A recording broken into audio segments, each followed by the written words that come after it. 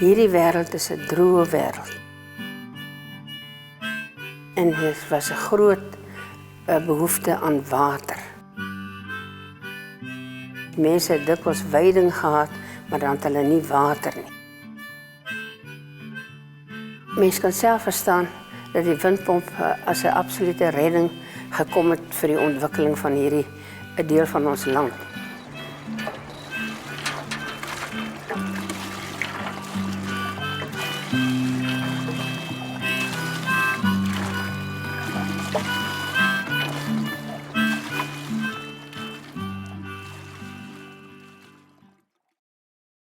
Sonder die windpomp kon mense geen permanentie hê op hulle plase nie, want hulle moes gedurig deurtrek as gevolg van waternood.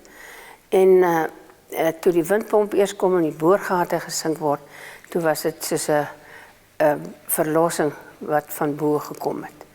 En daarom het die mense toe begin plase kry en het hulle dele van die kroongrond word toe uitgegee aan die boere en het hulle so hulle plase begin vestig en begin vooruit boer.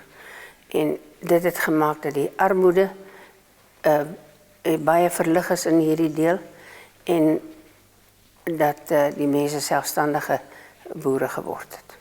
En toe ons hierdie museum gestig het, het ons uiteindelik gekom op die watertema, waarby ons nou die verskillende maniere waarop hulle water gesoek het in hierdie wêreld en gekry het, uitgebeeld het. Toe het ons begin met die wipput en die rolput en die bakkiespomp en die logiese ding daarna was toe die windpomp. En net in die stadium wat ons so ver was met ons museumprojek, het ene Dr. Walton, wat vreeslike belangstelling in Suid-Afrika se geskiedenis gehad het hy 'n beroep gedoen deur middel van die burger se woongidskoerant dat ergens in die land moet ons 'n windpompmuseum stig, want dis dinge wat uitgefaseer word as gevolg van son, elektrisiteit, diesel, brandstof, allerlei soorte goedes wat hulle nou gebruik vir pompe, en die windpomp, die hele geskiedenis van die windpomp gaan daarmee heen.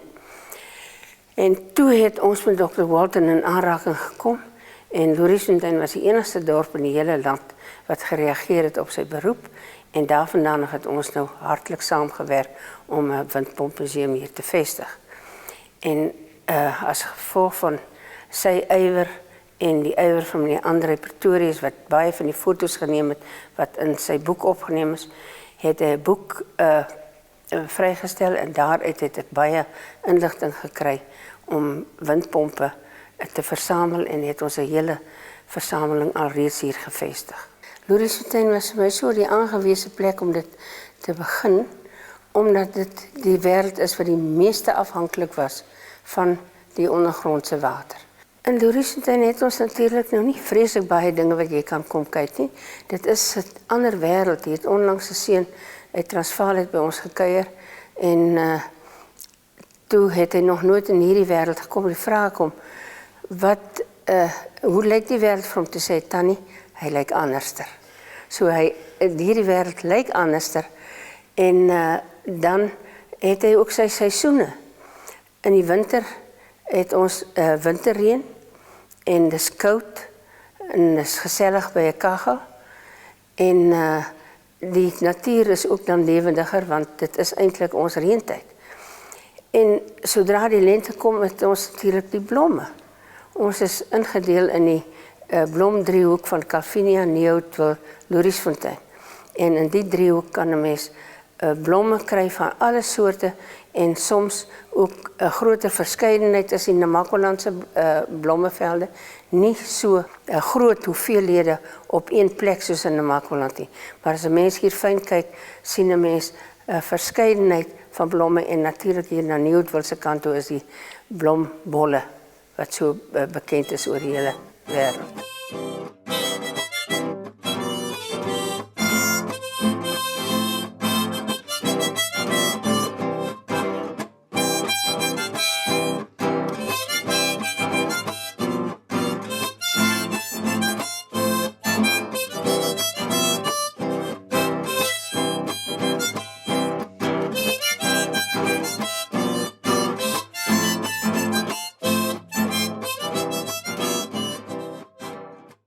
Wel, in hierdie stadium is daar nou 19 pompe wat staan.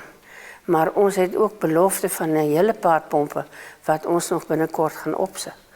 En ek kan dit amper al as 'n deel van die versameling noem, so seker daarvan is ek dat ek die pompe sal kry. Van die 19 wat hier is daar minstens 5 wat 'n absolute unieke pompe in die versameling is, want dit is nog die oopkop pompe wat nie die oliebak gehad het wat latere uitvindsel as die. Die oopkop pompe het gekom na die houtpompe wat totaal en al van hout gemaakt was. Die Halliday Standard byvoorbeeld, in die Mogul, in die Mandeville, was alles houtpompe. En daarna die staalpompe gekom, maar dit moes met die hand gegries en geolie word.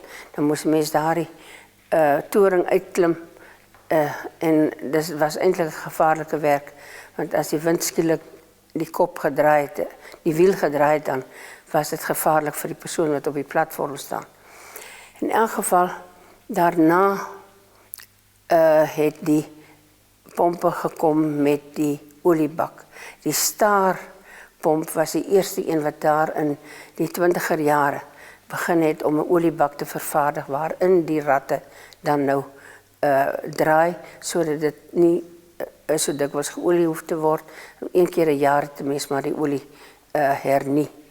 En dit het 'n groot verbetering aangebring. Die pomp waarop ek die trotsste is die Dandy pomp wat ons hier opgesit het. Dit is 'n pomp wat kom uit vereniging in Transvaal. En hy was reeds opgerig lank voor die Boereoorlog. 5 geslagte het reeds van daardie pomp se water gedrink toe ons dit gekry het. En hy is nog 'n oopkop pomp en in 'n volle werkende toestand op sy eie toring, net soos hy al die jare gestaande werk het in Transvaal. En ons het dit laat kom bo op 'n steenkoollorry wat hom heel Leids vir ons daar opgelaai het en ons het hom heel Leids hier afgelaai en opgerig. Hy was so geroes dat hy was eintlik pikswart. Maar ons het hom skoongemaak en is vandag die trots van ons museumversameling. Die Mogulpomp, besondere ratte wat die tande werk na die binnekant toe soos 'n kar se speke en nie na die buitekant toe uit soos die gewone ratte werk nie. En dit is een van die oudste pompe, want dit is die eerste staalpomp wat gemaak is na die houtpompe, is die Mogul. Die airmotor se onderdele word nie meer gemaak nie, maar dit is 'n baie, baie goeie pomp, hy het omtrent nooit gebreek nie. En die airmotors wat vandag nog staan en werk, is kampioene, hulle, daar kom self 'n moeilikheid aan hulle. Maar die volopste pompe is natuurlik die Climax en die S&L pompe, wat plaaslik gemaak word. Want om die waarheid te sê, net Suid-Afrika en Australië maak nog pompe. Selfs die pompe in Amerika word nie meer gemaak nie, hulle voer nou al pompe van ons af in.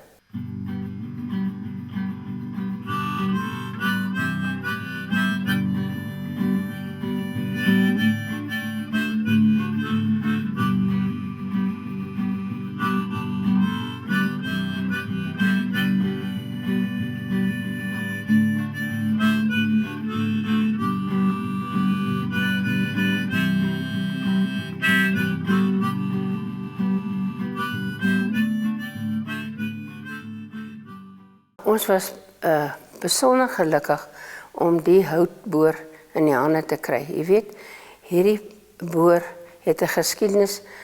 Hy staan reeds sedert 1936 in die Namibwoestyn, anderkant Karasburg. En naby Aus het ons die ding gekry. Nou wat gebeur het is meneer Bertie Hoon, Willem meneer Bertie Hoon, 'n seun van hierdie wêreld, het 'n plaas daar gekoop. En die boor het hy ontdek op sy plaas. En toe besluit om dit aan ons te skenk, want 'n boor hoort by die windpompe. En dis ook van die eerste boere wat in hierdie wêreld gesukkel het om water in die hande te kry. En daarom is dit vir ons so 'n besondere item. Die boor is nog nie gerestaureer nie. Dis ons eerste taak wat ons hierdie jaar aanvat, is om daai boor te restaureer. En jy weet, die entoesiasme van die mense hier het my so verbaas, want dit is as 'n groot geheim vir my gehou, want ek sukkel al 2 jaar om die boor hier te kry. Intussen is die eienaar oorlede, maar sy vrou en kinders het gesê die boor moet hiernatoe kom. Nou, toe het die van die boere hier en die koöperatiebestuurder het besluit hulle gaan die boor haal in die Namib en hulle het dit ook gedoen. Dit alles vir my geheim gehou en vir my een maandagmôre gebel en gesê ek moet asseblief kom kyk, die boor staan hier. Ek kon dit nie glo nie, ek kon my oë nie glo toe ek sien die boor is hier nie en ek kan nie vir u sê hoe entoesiasties die gemeenskap van Louweriesfontein was. Dit was as het ware soos 'n happening die dag wat die boor hier aangekom het. Want al wat leef kom kyk na die boor en almal is so in hulle skik met die item en dit maak ons versameling soveel waardevoller. Nou, die houtboor was nou 'n gewone stamperboortjie wat groot lang toring het waaroor die toue natuurlik gaan en onder aan die tou is 'n gewig, 'n yster gewig wat hulle maar net die gat mee gestamp het. En sover wat hulle dan gaan, moet hulle water ingooi. So 'n mens moet bietjie water hê om te kan boor. En dan sodra die boor nou te veel fyn grovigheid daaronder het en nie meer teen die rotstamp nie, dan word die boorpunt uitgetrek en dan word die beiler, ek weet nie wat is die Afrikaans daarvoor, laat sak en die suig dan al daardie los grond op en dan word dit uitgegooi en dan word dit maar weer met die stampertjie aangegaan. Meeste van die tyd het die boorman by die gat gesit met sy hand op die tou om te voel hoe hy stamp en as hy nie meer hard stamp nie, dan word die tou bietjie langer gestel en so het hulle aangegaan dat dit dae en dae se werk gekos om 'n gat geboor te kry. Die ou boor is gemonteer agter op 'n lorry en die lorry se masjien het die ratte aangedryf wat die belt wat met 'n belt gewerk het en wat dan ook weer die tou wat om die katrolwerk wat aan die toring is op en af laat beweeg het wat die boorpunt nou laat stamp het onder in die gat.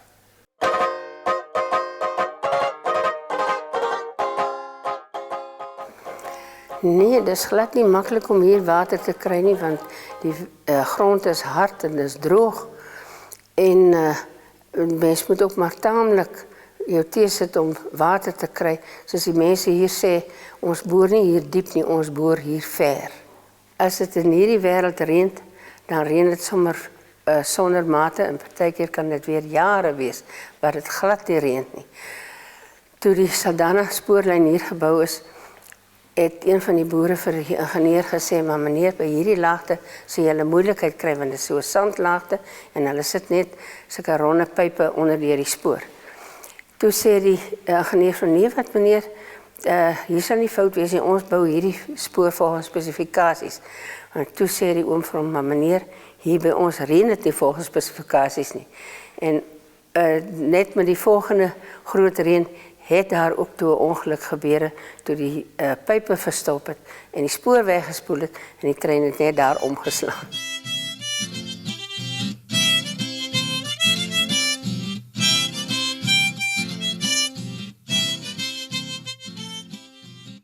Ag, ek sal seker betrokke wees by hierdie museum tot dooddag toe. En hier is heel wat mense wat kan oorneem by my. Ek is glad nie bekommerd oor die voortbestaan van die museum nie, want hier is van die jonger geslag wat baie belangstel en wat maar net sal intree soos wat ons Louweriesfontein se mense ken. As die een nie meer verder kan nie, dan vat die ander een aan en so gaan ons maar net vorentoe. Dis 'n baie konstante en 'n gawe gemeenskap mense is verantwoordelik en hulle sal eenvoudig nie hierdie museum tot niet laat gaan nie.